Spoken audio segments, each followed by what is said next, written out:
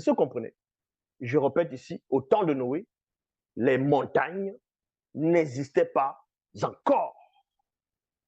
Dieu n'a pas créé les montagnes au début de la création. Au temps de Noé, il n'y avait pas la montagne.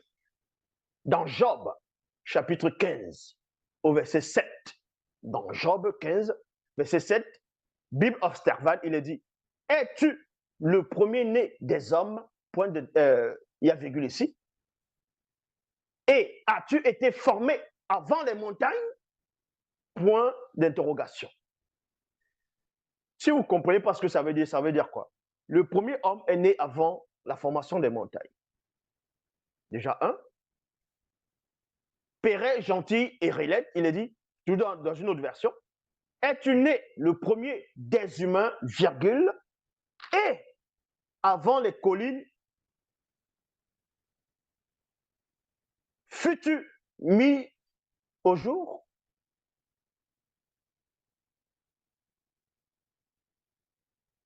Fus-tu mis au jour?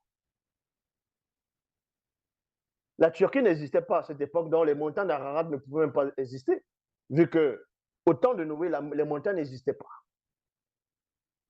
Et on va vous montrer en quel moment les montagnes vont apparaître dans le récit de la Genèse. Et comment une montagne apparaît. Scientifiquement, on vous a démontré c'est quoi les montagnes. Il faut que des plaques tectoniques boum, se croisent. Et boum, boum, boum, boum, boum.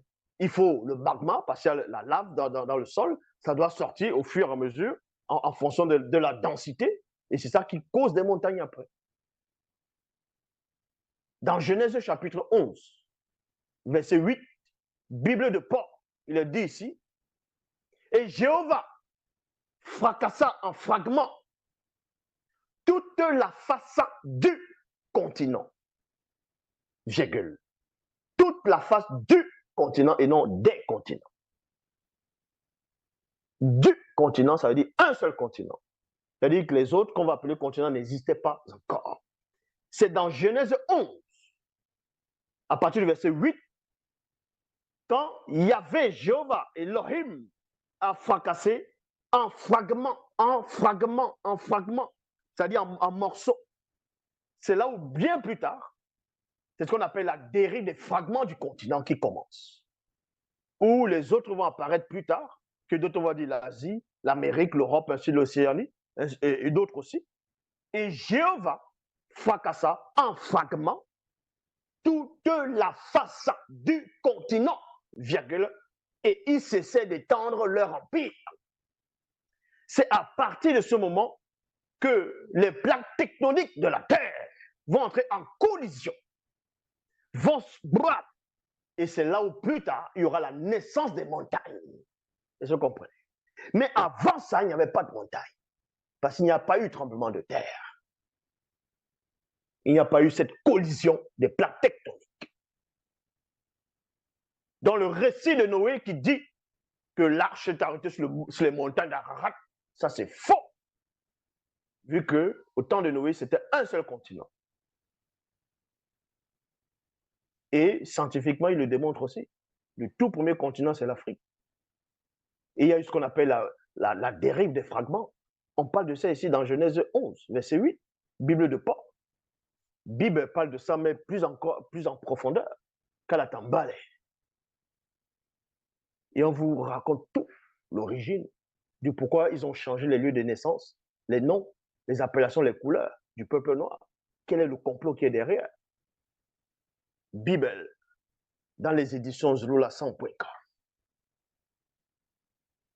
C'est le livre, la Bible authentique, qui te révèle la vraie nature du Christ.